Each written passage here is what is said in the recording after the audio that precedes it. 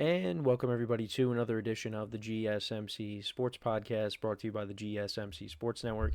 As always, I'm your host, Kenneth Gruenfelder, and it's great to have you guys here on this Thursday, March 13th. We have a lot to cover on the show today. Before I get into all that, just want to remind you guys, as always, to tip or donate and get your comments recognized, make sure to hit that super chat button in the chat if you want to see me acknowledge any thought or comment you may have throughout the live broadcast. It makes the show more lively, more entertaining between myself, the host, and you guys, the viewers. We appreciate you guys' viewership each and every day, so any contribution you can make to the show means the world to us as we put out content for you guys each and every day. And also, the other way to help out the show is by going to the link at the bottom of the show segment on the ticker, GSMCPodcast.net. That is GSMCPodcast.net. So let's get into what we are going to discuss for today. So we're going to start off the show. We are going to talk about what teams made the best move so far, what teams have had the best offseason so far. In the second part of the show, we will get into talking about last night's game between the Thunder and the Celtics, the Thunder winning 118-112, and we'll talk about some of the other NBA action as well from the past couple of days, because I know with all the NFL stuff, we've been so zoned in on that we've kind of, not given the other sports some love. But we'll get into some NBA stuff. We'll talk about the top remaining free agents left. I know we covered the quarterbacks yesterday, but, there's some receivers, some other players that I wanted to talk about who's still out there on the market that could be, signed within the next, couple days. So we'll get into that. We'll also talk about the Dodgers extending Dave Roberts, their manager, to a 4-year extension. And then in the final part of the show, I will continue my season overviews, and today we will be covering the Arizona Cardinals. So let's get into the first topic, which is talking about what teams have had the best offseason so far. So there's definitely several that I wanted to cover today. And starting off, we're going to talk about the Denver Broncos. So I've liked what they've done so far. Yesterday, we had another signing.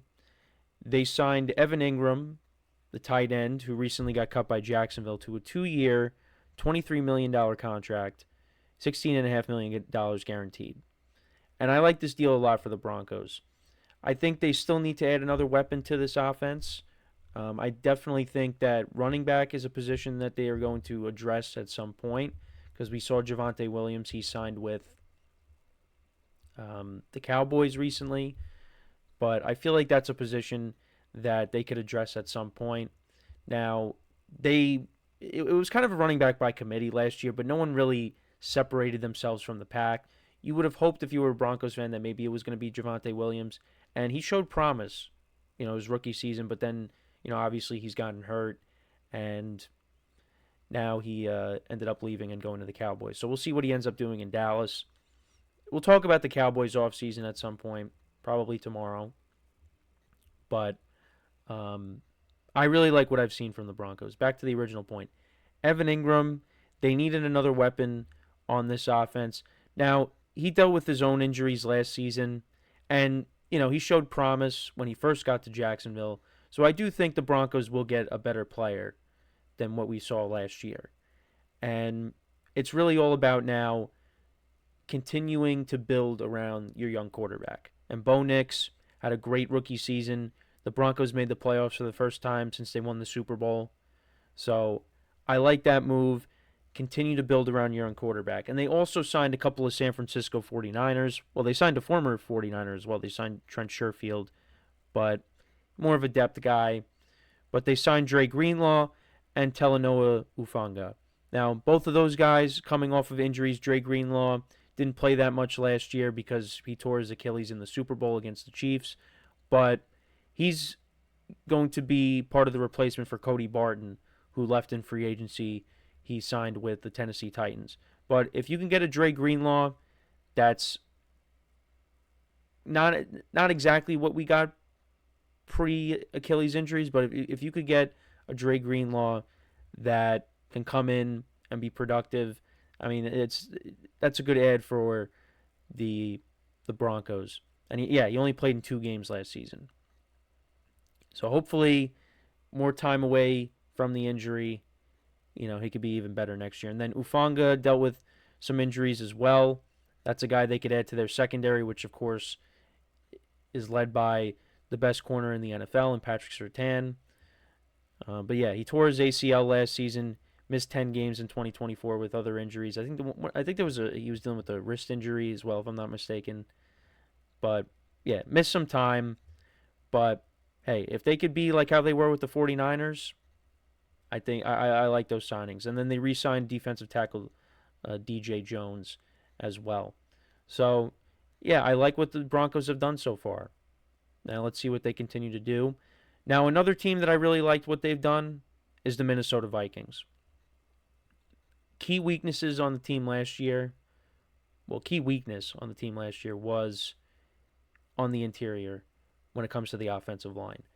And they went out and they signed a couple of offensive linemen from the Colts.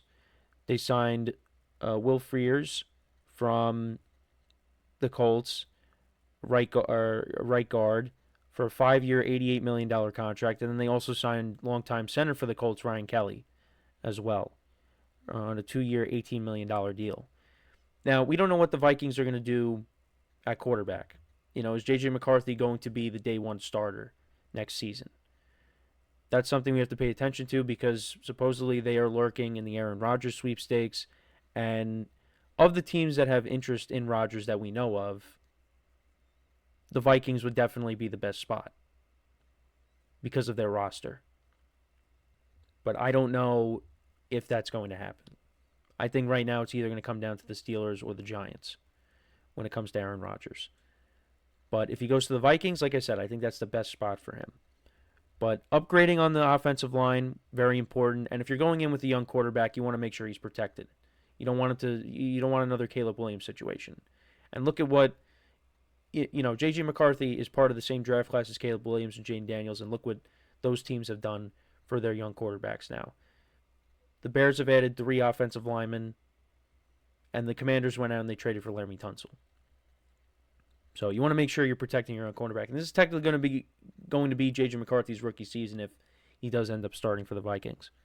But the Vikings did that, which I really like. They also re-signed guys in their secondary. They re-signed Byron Murphy and Harrison Smith, but they also added to their defensive line. They added Jonathan Allen, who was recently cut by the Commanders. They bring him in on a 3-year, $60 million contract.